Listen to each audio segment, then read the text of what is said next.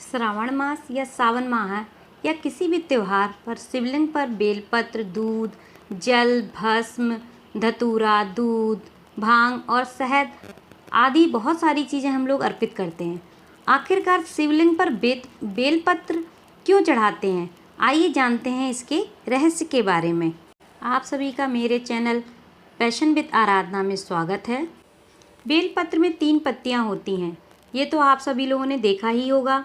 इन 3 पत्तियों को 3 गुणों सत्व, रज और तम से जोड़कर देखा जाता है। इन्हें ही त्रिदेव का रूप माना जाता है। पहला सृजन, दूसरा पालन, तीसरा विनाश। इसे ओम की 3 ध्वनि का प्रतीक भी माना जाता है।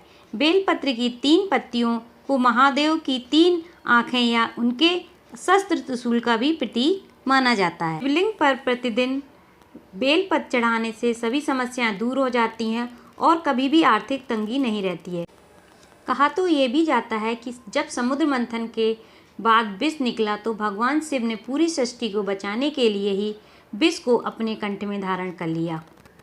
विष के प्रभाव से उनका कंठ नीला हो गया और उनका पूरा शरीर अत्यधिक गर्म हो गया, जिसकी वजह से आसपास का वातावरण भी इतना गर्म होने लगा कि बेलपत्र विष के प्रभाव को कम करता है। इसलिए सभी देवी देवताओं ने बेलपत्र शिव जी को खिलाना शुरू कर दिया।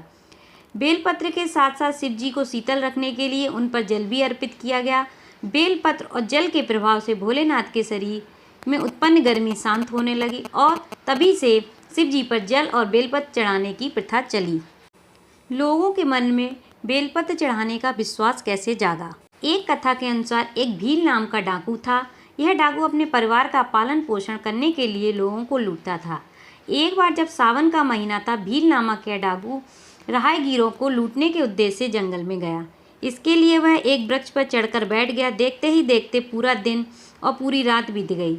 जाने पर भी उसे कोई शिकार नहीं मिला। जिस पेड़ पर वह डाकू चढ़कर और छिप कर बैठा था वह बिल या बेलपत्र का पेड़ था। रात दिन पूरा बीत जाने के कारण वह परेशान हो गया और बेल के पत्ते तोड़कर नीचे फेंकने लगा। उसी पेड़ के नीचे एक शिवलिंग स्थापित था।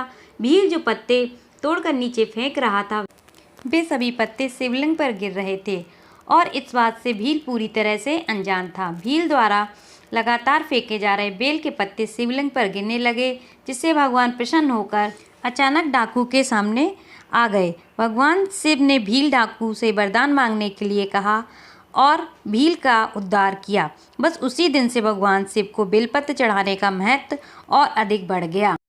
यदि आपको मेरा वीडियो अच्छा लगा है तो लाइक, शेयर एंड सब्सक्राइब जरूर करें। Thank you for watching.